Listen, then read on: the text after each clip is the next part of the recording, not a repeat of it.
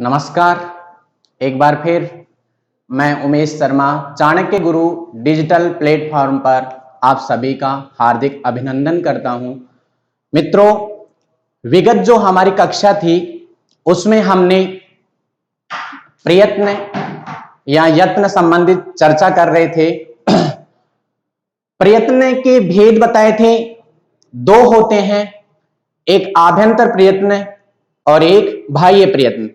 आभ्यंतर प्रयत्नों की जो संख्या थी हमारी वो थी 5। कौन कौन से थे उसमें आपको बताया गया था, स्पृष्ट, ईषद स्पृष्ट, ईषद विवृत, विवृत संवृत। आपको वहां पे बताया भी गया था आभ्यंतर प्रयत्न में कि स्पृष्ट में कौन से व्यंजन समाहित हैं, ईषद स्पृष्ट में कौन से व्यंजन आते हैं, ईषद विवृत में कौन से व्यंजन आते हैं, और उसके बाद में विवृत और संवृत में हमारे दोनों ये जो आभ्यंतर प्रयत्न है वो स्वरों से संबंधित हैं। और ऊपर जो हमारे तीन हैं, स्पृष्ट, ईषद स्पृष्ट, ईषद विवृत, ये तीनों व्यंजनों से संबंधित थे।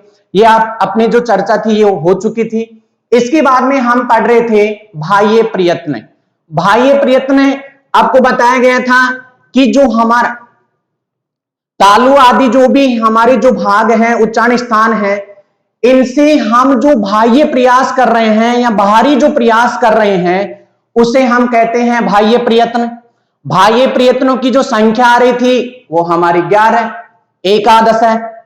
इसके बाद में हमने पढ़ा, सबसे पहले हमारा जो बाह्य प्रयत्न है वो विवार, स्वार, श्वास, नाद, घोष, अघोष, अल्पप्राण, महाप्राण, इस प्रकार से 8 हमारे जो बाह्य प्रयत्न है वो व्यंजनों से संबंधित, ये भी हमारी चर्चा हो चुकी थी। इसके बाद में आपको ये जो मैंने सूत्रों के अनुसार बताया था कि कौन कौन से जो व्यंजन हैं हमारे वो कौन उनका जो बाह्य प्रयत्न है, जैसे अघोष, विवार, श्वास में जो व्यंजन जो आ रहे हैं वो कौन कौन से, तो आपको बताया था कि वर्ग का पहला दूसरा वर्ण और स, ये यहां तक मैंने बताया था। इस वीडियो में आपको मैं ये और बता रहा हूं कि इसमें जो खर प्रत्याहार है हमारा, क्योंकि मैंने आपको माहेश्वर सूत्र पढ़ाया था उस समय मैंने आपको प्रत्याहार बनाना भी सिखाया था। और खर प्रत्याहार मतलब खकार है वो आदि वर्ण है, प्रारंभिक वर्ण है, और रकार है वो है अंतिम वर्ण, इत्संज्ञक वर्ण। तो ख से लेकर के और र तक हम यदि मान लीजिए माहेश्वर सूत्र में जो वर्ण पढ़ते हैं व्यंजनों को, तो वहां पे आपको वर्ग का पहला दूसरा वर्ण मिल जाता है। इसके बाद में संवार, नाद, घोष के लिए मैंने आपको सूत्र बताया था, और वो सूत्र है हमारा 3, 4, 5 यारों को लव हो गया। इसमें आपको ये भी बताया था कि वर्ग का तीसरा, चौथा, पांचवा और यह, र, ल, व है, इस प्रकार से ये 5 वर्ण भी बताए थे मैंने। अब इसमें हस प्रत्याहार, यानी कि मान लीजिए कभी कभी ऐसा न दे करके ऐसा पूछ ले कि हस प्रत्याहार में कौन सा बाह्य प्रयत्न है और कौन सा बाह्य प्रयत्न नहीं है, ऐसे क्वेश्चन भी मित्रों यहां से आ जाते हैं। इस प्रकार से मैंने यहां पे देखो खर प्रत्याहार भी लिखा और हस प्रत्याहार भी लिख दिया है। आप को संशय हो रहा होगा कि ये 13 और ये 20 क्या है, तो आपको बताना चाहता हूं कि ये 13 जो है यानी कि वर्ग का पहला दूसरा करेंगे तो 10 तो ये हो जाते, इसके बाद में स, ये 13 वर्ण आते हैं इसमें, किसमें, अघोष, विश्वा, यानी कि अघोष, विवार, श्वास जो बाह्य प्रयत्न है इसमें। इसके बाद में संवारनाद का हो चुका हमारा। इसके बाद में हम पढ़े थे अल्प प्राण। अल्प प्राण को आपको बताया था कि अल्प का मतलब आपको याद रखना है विषम, और विषम संख्या कौन कौन सी होती है, तो आप बता भी रहे थे कि पहल 1, 3, 5, तो यहां पे मैंने ये भी लिख दिया। इसके बाद में यहां पे देखिए अल्प में लकार आ रहा है, ल से लट्टू, तो इसमें लकार आने के कारण से य, व, र, ल ये वर्ण भी आ जाते हैं, इनको हम कहते हैं अंतस्थ। एक बात, एक प्रश्न है हमारा, ध्यान से समझिए कि अंतस्थ केवल अंतस्थ जो व्यंजन वर्ण है वो यहां पे अल्प प्राण में आ रहे हैं। यहां पे आपको य, र, ल, व याद नहीं करना है, आपको सिर्फ याद तो वही करना है अंतस्थ वर्ण का जो क्रम है वो, य व र ल। यहां पे सिर्फ इस सूत्र के कारण से मैंने यहां पे य र ल लिख दिया, बल्कि हमारा जो क्रम है वो है य व र ल, इस प्रकार से। लेकिन इसमें हकार भी आ रहा है, इस कारण से अंतस्थ केवल अल्प प्राण में ही आते हैं। यहां पे हकार आने के कारण, हकार जो हमारा वो ऊष्म व्यंजन है। ऐसे ही बात करते हैं महाप्राण की। महाप्राण, महा का मतलब आपको बता दिया सम, सम संख्या जानते हो कि वर्ग का पहला, दूसरा और चौथा, यानी कि 2 और 4, इन दोनों को क्या कहते हैं? सम संख्या। और सम संख्या का मतलब है वर्ग का पहला, दूसरा और चौथा वर्ण। इस प्रकार से हम मान लीजिए ख, घ, ऐसे ही यहां पे 6 और झ, ऐसे ही ठ, ढ, ऐसे ही थ और ध, थ और भ, इस प्रकार से ये हो जाते हैं। आगे हमारे जो ऊष्म व्यंजन है, अब देखिए यहां पे ध्यान से कि स है, ये जो चारों वर्ण आ रहे हैं, ये चारों वर्ण इसी में आते हैं महाप्राण में। ऊपर जो हमारा हकार है वो केवल हकार ही वहां पे आता है। इस प्रकार से हमारे जो 8 ये बाह्य प्रयत्न थे, ये व्यंजनों से संबंधित थे। अब हमारा शेष रह चुका था उदात्त, अनुदात्त, स्वरित, क्योंकि 8 और 3 11 हमारे बाह्य प्रयत्न होते हैं, 3 हमारे शेष रह चुके थे। आपको बताया था कि ये 3 जो है उदात्त, अनुदात्त, स्वरित, ये स्वर से संबंधित होते हैं। आज हम इन्हीं को ही पढ़ते हैं। तो सबसे पहले देखिए, बात करते हैं हम उदात्त, अनुदात्त,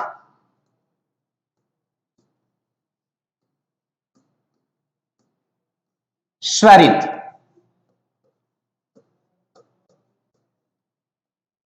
ये है हमारे। अब आपको ये जानकारी मैंने पहले भी दे दी थी कि ये किससे, कौन से वर्णों से संबंधित हैं, तो आप तुरंत कह दोगे कि ये स्वर वर्णों से संबंधित हैं। और स्वर वर्णों से संबंधित होने के कारण से ये तो आपको आराम से अच्छी तरीके से पता है कि उदात्त में कभी भी क, ख, ग, यानी कि ककार व्यंजन जो वर्ण है हमारे वो नहीं आते, न उदात्त में आएंगे, न अनुदात्त में, न स्वरित में। इसका मतलब इसमें जो वर्ण आएंगे तो वो हमारे होंगे स्वर वर्ण। अब बात करते हैं, पहले भी मैंने आपको बताया था कि उच्चारण के अनुसार हम बात करें तो हमारे स्वर वर्ण हैं वो 3 प्रकार से होते हैं। मात्रा की दृष्टि से हमने पहले पढ़ लिया था, मात्रा की दृष्टि से हम पढ़े थे कौन कौन से? ऋस्व, दीर्घ, प्लुत, ये हमारे मात्रा के अनुसार पढ़े थे, यानी कि काल के अनुसार।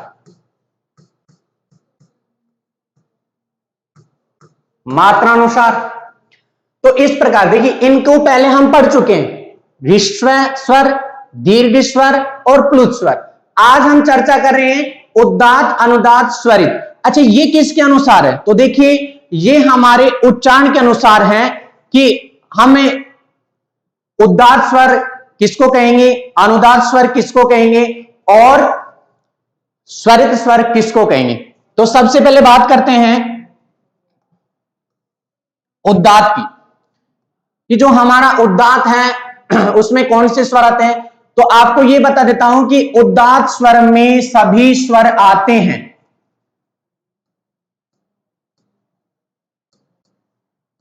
सभी स्वर, या अच मान लीजिए, संस्कृत में इनको अच भी बोलते हैं। अच्छा, सभी स्वर हमारे आ जाते हैं उदात्त में, चाहे ए, ई, उ जो भी हैं इसमें आएंगे। अनुदात्त में क्या होता है कि इसमें भी सभी स्वर आ रहे हैं, लेकिन पहचान कैसे करेंगे, तो ये आपको ध्यान रखना है, इसमें भी सभी स्वर, सभी स्वर, इसमें भी सभी स्वर आ जाते हैं।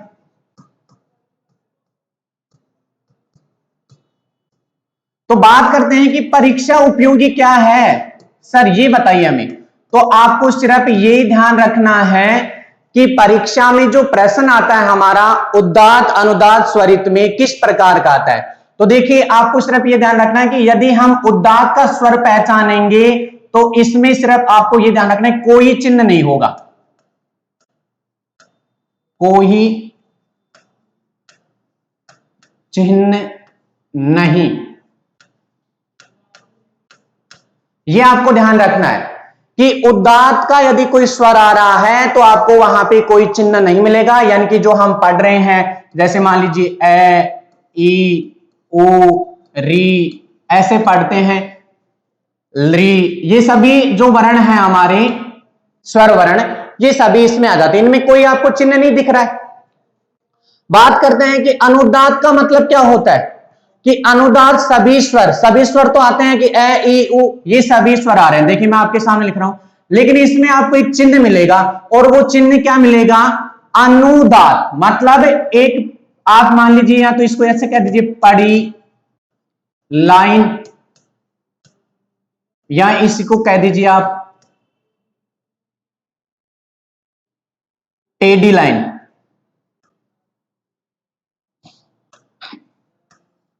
पड़ी लाइन मतलब इस प्रकार की आपके पास लाइन होगी, मैं आपको बताना चाह रहा हूं, ऐसी लाइन मिलेगी आपको, यानी कि कोई भी आपका स्वर आएगा उसके नीचे ये लाइन यानी कि लेटी हुई लाइन मिलेगी आपको। तो जैसे मान लीजिए मैं आपको उदाहरण भी दे रहा हूं यहां पे कि ए है, इस ए के नीचे यदि इस प्रकार से लिखा हुआ है, या फिर ई है इसके इस प्रकार से लिखा हुआ है, उ है इस प्रकार से आए, तो अब यहां पे बात करते हैं कि यदि इसका प्रश्न पूछे कि ए, ई, उ स्वरहा ये कौन से स्वर हैं, तो आपको इनको कौन से स्वर बताने हैं, अनुदात्त जो हमारे स्वर हैं वो आ जाएंगे। यदि इनका क्वेश्चन पूछे ए, ई, उ, रील, रे जो भी, तो इनमें ये कौन से आ जाएंगे, उदात्त स्वर आ जाएंगे। ऐसे ही स्वरित, इसमें भी सभी स्वर हैं, लेकिन यहां पे भी आपको एक बात याद रखनी है कि खड़ी लाइन, इसका जो चिन्ह आएगा वो है खड़ी लाइन। खड़ी लाइन का मतलब है कि जो आप मान लीजिए कोई भी आपका स्वर है और उसके आगे जस्ट आपको इस प्रकार का एक चिन्ह मिलेगा। आपको बताना चाहता हूं, जैसे मान लीजिए ये ए है, इस ए के इस प्रकार से मान लीजिए, ई है, ई की इस प्रकार से मान लीजिए, ऐसे ही उ है, उ को इस प्रकार से मान लीजिए। तो इस प्रकार से ये स्वर हैं हमारे, ये निर्धारित किए गए।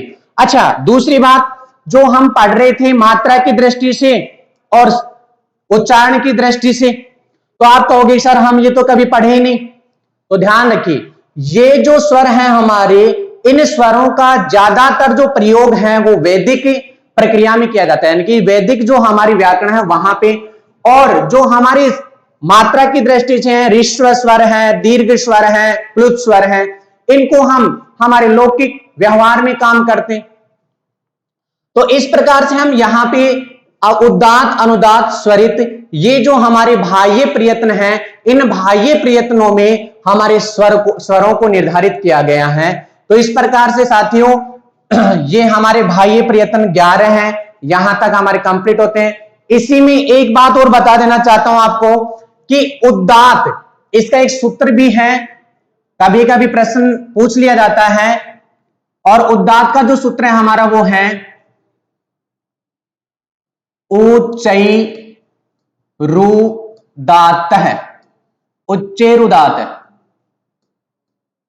ये इसका सूत्र है। उदात्त एक संज्ञा, उदात्त संज्ञा। अब इसी में बताऊंगा आपको कि उच्चैरुदात्त है का क्या तात्पर्य होता है। उच्चैरुदात्त का मतलब होता है कि उच्च स्वर में। अच्छा, उच्च स्वर में कैसे, कभी कभी मान लीजिए हमारे उच्चारण जो स्थान है, तालु आदि जो भी, उनमें हम आकार को बोल रहे हैं। गुरुजी आकार तो कंठ से ही बोला जाता है, बिल्कुल सही है, आकार कंठ से बोला जाता है, ई तालु से ही बोला जाता है, उ हमारा ओष्ठ से बोला जाता है। लेकिन कभी कभी क्या होता है कि हम उसी आकार को या फिर आ को बहुत ज्यादा उच्च ध्वनि के अनुसार निकाल देते हैं उस वर्ण को, तो वो हमारा जो होगा वो कौन सा स्वर होगा, उदात्त स्वर होगा। इसी प्रकार से बात करते हैं, यहां पे आपको बता दें उच्च मतलब बहुत ज्यादा तेज। ऐसे ही मान लीजिए नीचैरुदात्त है, इसका जो सूत्र है वो है, विधायक सूत्र वो है नीचै निचैरु दात है, निचैरुनु दात है, ये है इसका सूत्र। इसमें क्या है, तालु आदि हमारे जो भाग हैं, तालु आदि का मतलब कंठ है, तालु है, मुर्दा है, दंत है, ओष्ठ है, इन भागों से जब हम बोल रहे हैं तो जो ध्वनि है वो नीचे यानी निम्न स्थान से, यानी कि बहुत ही निम्न बोली जा रही है ध्वनि, उसको हम कहते हैं अनुदात। अब मान लीजिए कभी कभी हम बोल रहे हैं ए, तो अब ये जो ध्वनि है हमारी वो निचैरुदात है, यानी जो स्वर आएगा वो अनुदात हो जाएगा। अभी मान लीजिए मैं बोल रहा हूं ए, जोर से बोल रहा हूं, तो इसमें जो होगा वो उदात हो जाएगा। ऐसे ही हमारा जो अगला जो है स्वरित, इसका जो विधायक सूत्र है वो है हमारा समाहार है स्वरित है, ये इसका विधायक सूत्र है। क्वेश्चन यहां से भी आ जाते हैं कभी कभी कि निचैरुदात है जो हमारा सूत्र है, इसमें जो स्वर आता है वो कौन सा, अनुदात स्वर। ऐसे ही उच्चैरुदात का तो उदात स्वर हो जाएगा। इस प्रकार से समाहार है स्वरित है। समाहार का मतलब होता है एकीकरण। एकीकरण का मतलब कि इन दोनों को, यानी कि ऊपर आप पढ़ चुके हो उदात और उसके बाद में अनुदात, अब इन दोनों को आप एकीकरण कर दीजिए, यानी कि इनको मिला दीजिए। मिलाने का मतलब कि तालु आदि जो भाग हैं हमारे, उनसे पहले आप उच्च और फिर इसके बाद में निचई, तो पहले बहुत ज्यादा जोर से और उसके बाद में धीरे से बोल रहे हो, इन दोनों को मिलाते हैं। कभी कभी ऐसा ही होता है, मान लीजिए कोई भी हम कविता पढ़ रहे हैं या फिर कोई पद्य पढ़ रहे हैं, उसमें हमारी कभी जो आकार है या स्वरों को हम बहुत ज्यादा तेज ध्वनि से बोल देते हैं और कभी कभी बहुत कम ध्वनि से बोलते हैं, तो उनको हम कौन से स्वर में ग्रहण करें, तो यहां पे बताया गया है कि उनको आप स्वरित है उसमें, स्वरित जो बाह्य प्रयत्न है इसमें ग्रहण कीजिए। समाहार का मतलब बता देता हूं आपको, एकीकरण। एकीकरण किस किस का कर रहे हैं, तो यहां पे देखिए एकीकरण कर रहे हैं हम उदात और अनुदात। उदात और अनुदात का एकीकरण किया हमने तो हमारे पास क्या निकल करके आ गया, स्वरित। इस प्रकार से ये हमारे बाह्य प्रयत्न जो तीन थे वो स्वरों से संबंधित थे, इनको हम इस प्रकार से पढ़ते हैं। आप इसका स्क्रीनशॉट भी ले सकते हो। अब आपको बताना चाहता हूं कि इसमें जो क्वेश्चन है, यानी कि हम प्रयत्न जो पढ़े हैं इसमें जो हमारे क्वेश्चन हैं वो किस प्रकार से आते हैं, यानी कि अब देखिए इसमें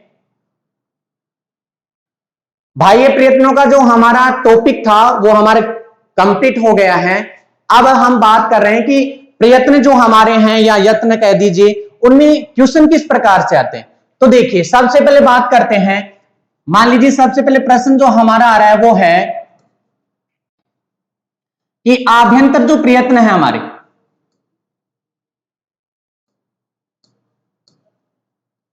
आभ्यंतर प्रयत्नों की संख्या कितनी है, तो आप बताओगे 5 है। ऐसे ही मान लीजिए प्रश्न पूछ ले कि आभ्यंतर जो प्रयत्न है, आभ्यंतर प्रयत्न जो है वो व्यंजनों से संबंधित कितने प्रयत्न हैं,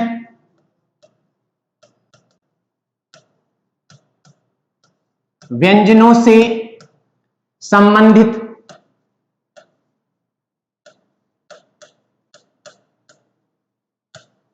व्यंजनों से संबंधित कितने हैं, तो उनकी संख्या आप क्या बताओगे, 3। अब ये 3 कौन कौन से आपको याद होना चाहिए, तो आपको मैं यहां पे जानकर देना चाहता हूं। सबसे पहले हम पढ़े स्पृष्ट, इसके बाद में हम पढ़े ईषद स्पृष्ट, इसके बाद में हम पढ़े ईषद विवृत। तो ये हमारे 3 थे व्यंजनों से संबंधित। अब इसे भी पूछ ले कि आभ्यंतर जो प्रयत्न है वो स्वरों से संबंधित कितने हैं, स्वरों से संबंधित, तो आप क्या कहोगे, 2। और दो कौन कौन से हैं, तो आप तुरंत बताओगे कि एक हमारा था विवृत, एक था विवृत और दूसरा था हमारा संवृत, बताया था आपको। तो ये साधारण प्रश्न है, इस प्रकार से क्वेश्चन आते हैं। ऐसे ही मान लीजिए इन्हीं में से पूछ ले कि बताइए जो हमारा ग है इसका जो आभ्यंतर प्रयत्न है वो कौन सा है, तो आप तुरंत कह दोगे कि इसका तो स्पृष्ट है। ऐसे मान लीजिए पूछ ले कि हकार जो है हमारा है वर्ण है, इसका जो आभ्यंतर प्रयत्न है वो क्या है, तो आप तुरंत बताओगे कि हकार। अब देखिए हकार को आप यहां पे रखिए एक बार, इस पृष्ठ में आपको स्पर्श याद रखना है। स्पर्श वर्णानाम कौन कौन से हैं, कैसे मैतक। इसके बाद में ईसद इस पृष्ठ में आपको बताया था अंतस्थ है, तो अंतस्थ में हकार आता है क्या, आप कहोगे नहीं आता है, तो नहीं आता, विकल्प को छेड़िए मत। इसके बाद में ईसद विवृत में स है, यानी कि उसमें व्यंजन हमारे ईसद विवृत में पढ़े थे, तो वहां पे आपको विकल्प में क्या रखना है, ईसद विवृत। ये आपको सही करके आना है। इस प्रकार से क्वेश्चन आते हैं कि जो व्यंजन वर्ण है या फिर स्वर वर्ण है उनका आपको आभ्यंतर प्रयत्न पूछा जाता है। एक बात और बता देना चाहता हूं कि आभ्यंतर यानी कि व्यंजनों का एक ही आभ्यंतर प्रयत्न होगा, चाहे वो स्पृष्ट हो, चाहे वो ईसद स्पृष्ट हो, चाहे वो ईसद विवृत हो, ये व्यंजनों से संबंधित। अब देख लीजिए गकार का जो पूछ रहा है तो स्पृष्ट आ रहा है, इसमें ये नहीं कि हम ईसद स्पृष्ट भी कर सकते हैं, ईसद विवृत भी कर सकते हैं, नहीं कर सकते। जबकि कुल संख्या पूछी जाए कि व्यंजनों से संबंधित आभ्यंतर प्रयत्नों की संख्या कितनी है, तो आप तुरंत 3 बता दोगे, क्योंकि इसमें 3 व्यंजन तो आ ही रहे हैं। इस पृष्ठ में भी व्यंजन है, ईसद इस पृष्ठ में भी व्यंजन है और ईसद विवृत में भी व्यंजन है। लेकिन आगे हम बात करते हैं कि स्वरों से संबंधित तो 2 है हमारे आभ्यंतर प्रयत्न, और वो 2 आपको बताया कि विवृत में आप सभी स्वर पढ़िए प्रक्रिया, प्रक्रिया दशा में, और संवृत में आपको सिर्फ प्रयोग दशा में आकार को ही पढ़ना है, लिखा हुआ आएगा वहां पे स्पष्ट प्रयोग दशायाम, इस प्रकार से लिखा हुआ आएगा कि आकार विश्व आकार है वो प्रयोग दशा में कहां पे पढ़ा जाएगा, तो आप तुरंत कह दोगे संवृत आभ्यंतर प्रयत्न में पढ़ा जाएगा। ऐसे ही साथियों आगे हम बात करते हैं बाह्य प्रयत्नों की। बाह्य प्रयत्न, बाह्य प्रयत्नों में से क्वेश्चन किस प्रकार से पूछे जाते हैं, तो आपको बताया सबसे पहले कि बाह्य प्रयत्न हैं वो व्यंजनों से संबंधित कितने हैं,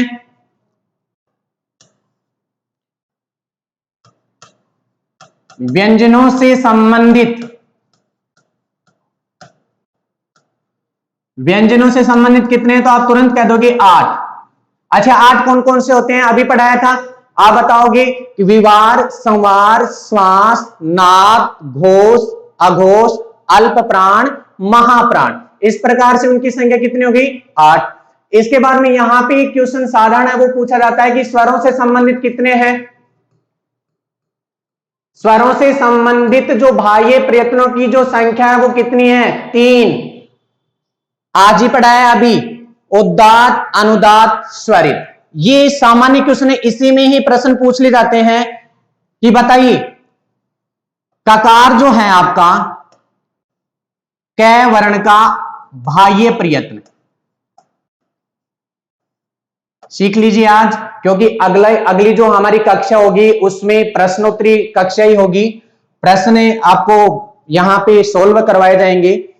तो बाह्य प्रयत्न, ककार का बाह्य प्रयत्न कौन सा है, अब देखिए इसमें कै वर्ण है, सबसे पहले बात याद रखनी है कै जो है हमारा व्यंजन वर्ण है, व्यंजन वर्ण है, तो ये 3 जो हम पढ़े उदात्त, अनुदात्त, स्वरित, ये तो आएंगे नहीं बिल्कुल भी, चाहे ऑप्शन में हो तो उनको तो छेड़ना ही नहीं है। आगे बात करते हैं कि चलो ठीक है, सबसे पहले देखिए बताना चाहता हूं, प्रथम जो हमारा विकल्प है उसमें मान लीजिए हम लिख रहे हैं विवार, फिर लिख रहे हैं हम दूसरा जो विकल्प हमारा वो है नाद, तीसरा जो विकल्प है हमारा वो है विवार, नाद, महाप्राण, और चौथा हमारा जो विकल्प है वो है घोष। इस प्रकार से विकल्प आ गए। अब देखिए ककार को लेके चलते हैं कि सबसे पहले हम क्या पढ़े, अघोर विश्वास। क्या पढ़े थे, अघोर विश्वास। याद रखना है, सूत्रों को याद रखते हुए यदि आप वहां पे प्रश्नों को सोल्व कर रहे हो तो आराम से आपके जो एक या दो क्वेश्चन जो हमारे रीट में आएंगे उनको आप अच्छी तरीके से सही कर सकते हो। अघोर विश्वास 12 पे करना है और 12 में वर्ग का पहला दूसरा। अघोष में आपको बताया अघोष है, विवार है और श्वास है, तो ये 3 आ रही थी और ककार भी आ रहा था, पहला दूसरा मतलब पहला वर्ण ककार में ककार है। इसके बाद देखिए नाद है हमारा, वो नहीं आएगा, क्यों, क्योंकि संवार नाद घोष, संवार नाद घोष हमारे जो थे वो 3 4 5 यारों को बताया था आपको। तो ये देखिए तीसरा है क्या ककार, नहीं है, चौथा भी नहीं है, पांचवा भी नहीं है। महाप्राण में आपको बताया था सम, महा का मतलब क्या याद रखना है, सम याद रखना है। सम संख्या हमारी कौन कौन सी होती है, 2 और 4। तो यहां पे देखिए ककार जो वर्ण है हमारा वो दूसरा भी नहीं है और चौथा भी नहीं है, और इसमें हकार आ रहा है तो ये उसमें व्यंजन भी नहीं है, तो इस प्रकार से हमारा ऑप्शन ये भी नहीं होगा। ऐसे ही जो घोष है, घोष में तो आपको बताया कि संवार नाद घोष जोर जोर से कर रहे हैं, 3 4 5 यारों को लव हो गया, तो ये भी हमारा ऑप्शन नहीं होगा। तो इस प्रकार से मित्रों जो ककार बाह्य प्रयत्न पूछ रहा है कै वर्ण का, तो वो है हमारा विवार। ये आपको विकल्प सही करना है। ऐसे ही मान लीजिए इसी में ध्यान से समझिए, इसी में मान लीजिए इनको 2 बना दें या इनको 3 भी बना सकता है। जैसे अघोर विश्वास पढ़ा आपने, तो विवार अघोष या श्वास ये 3 भी यहां पे लिख सकते हैं। ऐसे संवार नाद घोष भी लिख सकते हैं, या फिर उसमें महाप्राण अल्प प्राण ये भी लिख सकते हैं। तो इस प्रकार से बड़ा भी विकल्प आ सकता है। अच्छा, इसमें आपको एक सामान्य जानकारी और देना चाहता हूं कि जो हमारे व्यंजन वर्ण हैं, जैसे मान लीजिए कै व्यंजन वर्ण है आपका, ध्यान से समझिए, कै आपका जो व्यंजन वर्ण है इसके आप